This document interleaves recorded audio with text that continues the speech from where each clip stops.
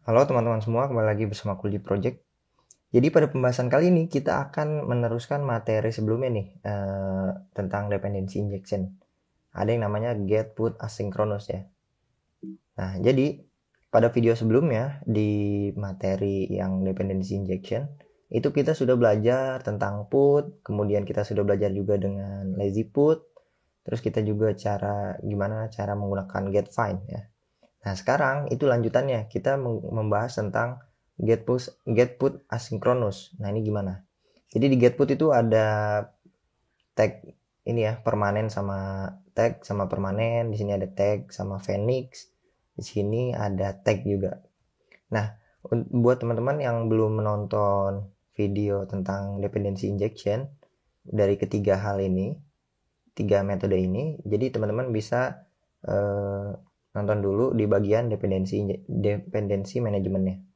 Kemudian kita akan lanjut ke materi yang get put asynchronous. Nah, ini materi lanjutan ya. Gimana caranya get put asynchronous? Nah, sebenarnya metode ini sama get create ini jarang digunakan ya. Jadi sangat sedikit dia dokumentasi buat penggunaan ini, kedua ini. Jadi yang paling sering digunakan dependensi manajemennya itu get put, lazy put, sama get find. Ketiga ini. Nah, kalau buat get put asynchronous, bahkan di dokumentasi resminya aja dia dokumentasinya cuma segini. Bener-bener sesimpel ini. Gitu. Di sini juga ada tag sama permanen ya, karena dia sifatnya sama kayak get put sama kayak get put, tapi dia bedanya dia bisa asinkronus. Jadi ketika kita memiliki instance sesuatu yang asinkronus, jadi kita bisa menggunakan get put asinkronus. Itu tujuannya adanya get put asinkronus. Nah, sebenarnya get put sendiri juga bisa tipenya asinkronus, tapi dia siapin aja nih get put asinkronus biar dia langsung cepat ngodingnya. Gimana penjelasannya? Kayak gini. Misalnya kita punya kayak gini ya. Jadi di sini katanya dokumentasinya menggunakan set preference, karena set preference ini dia tipenya feature ya, dia sinkronus menggunakan await nih. Jadi kita pasang di paspec YAML kita itu get sama set preference-nya. Kita install aja, ini kita save, nanti dia akan nge-get extension-nya. Kalau misalnya teman-teman udah nge-get extension ya, jadi di sini kita pasang aja dulu set preference sini ya. Nah, kita menggunakan get material app karena kita akan routing ya. Kita akan coba routing. Di sini di app bar, di sini kita pasang title text saja. Misalnya namanya home page ya, karena ini buat home page. Nah, di body-nya kita bisa pasang widget center, child ada kolom, kita pasang di sini.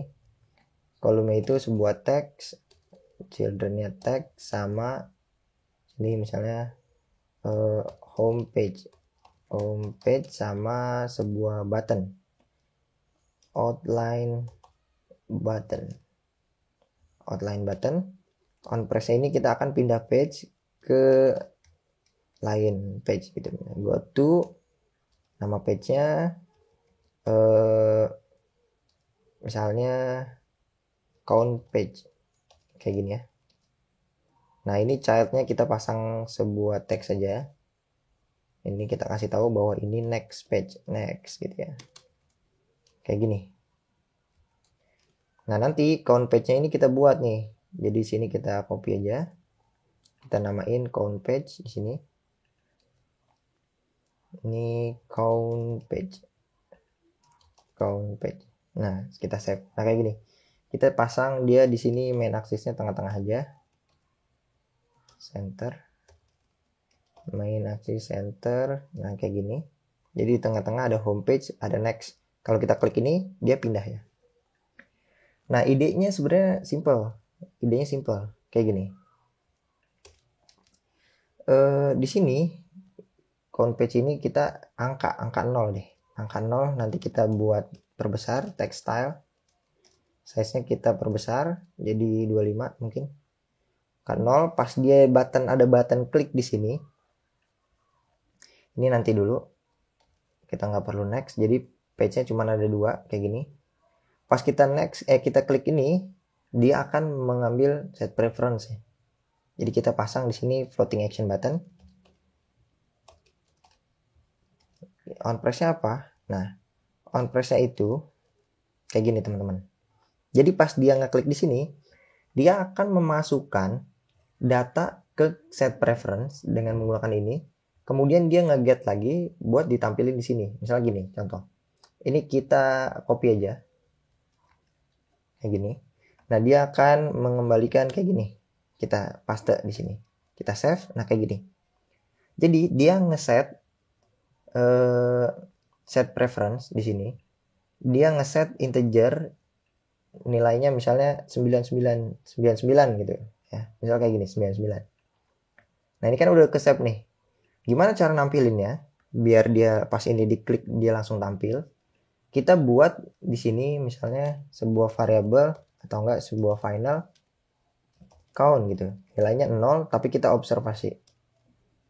Nah, count ini kita bisa bungkus di sini dengan OBX karena dia butuh observasi. Di sini kita pasang count. Ini ya, kita save. Jadi cara ngerubahnya gimana? Kalau misalnya kita udah dapat di sini, kita tinggal pasang aja count, value-nya kita ubah menjadi dapatin dari set preference-nya. Get integer dengan key yang kita udah set nih, counter namanya. Nah, ini kita harus ubah ke bentuk integer karena dia tipenya integer tanda tanya ya. Kalau di sini integer biasa. Integer tanda tanya itu bisa 0 dia. Coba kita kayak gini. Nah, ini error gara-gara dia akan mengubah ke integer tapi kita harus pastiin bahwa ini tuh nggak 0. Jadi kita bisa pasang kayak gini. Tanda seru. Kayak gini ya. Jadi coba kita refresh di sini. Pas dia next, nah ini 0 karena dia awal-awal 0. Terus kita nge-put secara asinkronus set preference, kita masukin integer, set integer counter ini. Kemudian kita langsung nge-get integernya, kita pindahin ke value sini, count.obs biar bisa di observer. Pas ini kita klik. Nah, ini bisa ya. Dengan metode asinkronus nih, secara asinkronus. Gitu, teman-teman. Ya. Jadi ini penggunaan get put asinkronus. Memang ini penggunaannya tidak terlalu banyak digunakan. Sebenarnya dia bisa kayak gini. Kalau kita mau pasang asinkronus, ini kan sebenarnya biar menghemat waktu ya dia. Sebenarnya penggunaan get put asinkronus. Sebenarnya get put biasa tuh bisa. Kita buat kelas misalnya my controller. Nah, kita mengextend get x controller. Ini kayak biasa ya. Nah, kita buat deh ini variabel count-nya ini kita pasang di sini. Variabel count gitu misalnya. Nah, di sini kita bisa namanya ngeset data. Di sini tipenya future void ya. Nah, di sini set data. Nah, dia tipenya sinkronus. Jadi kita bisa masukin di sini. Nah, ini kayak gini aja nih, kita tinggal cut, kita masukin di sini. Nah, tinggal kayak gini aja. Ini sama sebenarnya konteksnya, tapi kita nggak perlu asinkronus. Kalau teman-teman mau cepet, mau pakai get put asinkronus bisa kayak tadi. Nah, kalau nggak mau pakai kayak gitu, jadi kita bisa langsung kayak gini aja. Pas ini diklik, ya kita put deh di sini. Final C sama dengan get titik put. Nah, ini put biasa ya, my controller kita. Nah, kalau udah di put, kita C ini kita bisa pasang di sini C titik count. Kita ambil yang count-nya. Jadi datanya udah masuk di controller ya, biar lebih rapi. Nah, kemudian di sini kita tinggal C titik apa tuh? Set data ya. Nah, kayak gini. Kita kayak gini ya. Kita coba refresh. Homepage, masuk next, kayak gini. Kita klik. Nah, ini bisa. Bisa ya. Jadi sebenarnya fungsi get put asinkronus bisa dilakukan di getPut biasa dengan membuat sebuah function asinkronus gitu ya. Jadi sebenarnya kalau teman-teman mau shortcutnya, gunain aja put asinkronus kayak gini biar langsung dia. Nah kalau mau teman-teman biar rapi menggunakan kelas controller, bisa dipasang kayak gini. Makanya getPut asinkronus ini jarang digunakan karena kita juga bisa menggunakan getPut biasa buat dia tipenya asinkronus.